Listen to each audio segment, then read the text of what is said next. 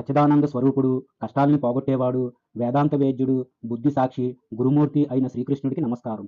పూర్వం ఒకనాడు మునులంతా బ్రహ్మ దగ్గరికి వెళ్ళి ఆయన్నిలా అడిగారు. విధాత, గొప్ప దేవుడు ఎవరు? మృత్యువు కూడా ఎవరిని చూసి భయపడుతుంది?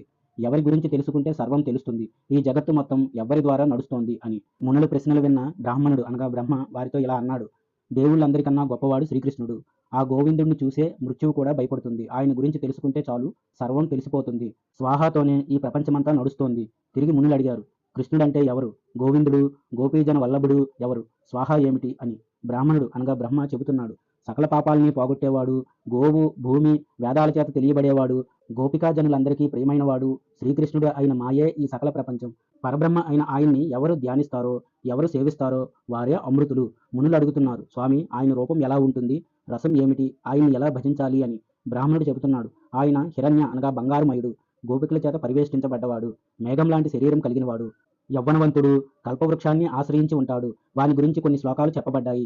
తెల్ల తామర పువ్వు లాంటి విశాలమైన కళ్ళు కలిగినవాడు, మేఘం లాంటి నీలివర్ణ శరీరంతో ప్రకాశించేవాడు, ఎరుపు లాంటి వస్త్రాన్ని ధరించినవాడు, 2 భుజాలు, జ్ఞానముద్ర, వనమాల కలిగినవాడు, ఈశ్వరుడు, గోవులతో గోపికలతో కూడినవాడు అయిన కల్పవృక్షాశ్రితుడు అయిన శ్రీకృష్ణ పరమాత్మని నిరంతరం మనసులో ధ్యానించినవాడు సంసార బంధాల నుంచి విముక్తి పొందుతాడు. శ్రీకృష్ణుడికి జలం, భూమి, చంద్రుడు, అగ్ని అనేవి రసాలు.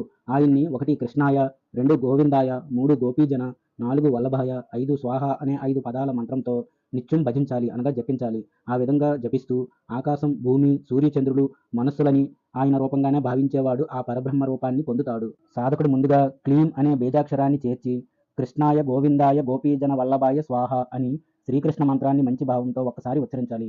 గతి అనేది ఏది ఉందో అది శ్రీకృష్ణుడికి ఉంది. భక్తి అంటే భజించటం. అది ఇహలోకంలో పరలోకంలో గొప్ప ఫలాన్ని కలిగిస్తుంది. కృష్ణ పరమాత్మని విప్రులు గొప్పగా భజిస్తారు. గోవిందుడిగా ఎన్నో రకాలుగా ఆరాధిస్తారు. గోపీజన వల్లభుడు లోకాలన్నిటినీ ధరిస్తాడు.